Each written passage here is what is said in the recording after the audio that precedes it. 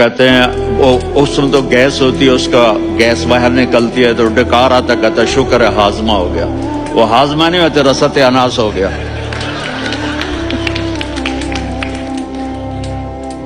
کہا اتنا خوبصورت تھا کہ سر سے پاؤں تک حسن اس کا غلام تھا، خوبصورتی اس کی باندھی تھی، اور میں جدھر سے دیکھتی تھی مجھے حسن ہی حسن نظر آتا تھا.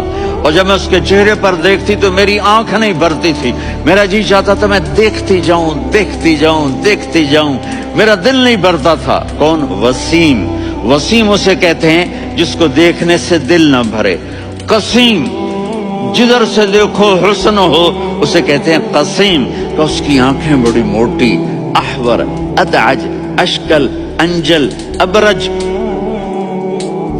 اہدب، یہ سب میرے نبی کی آنکھوں کی تعریف ہے.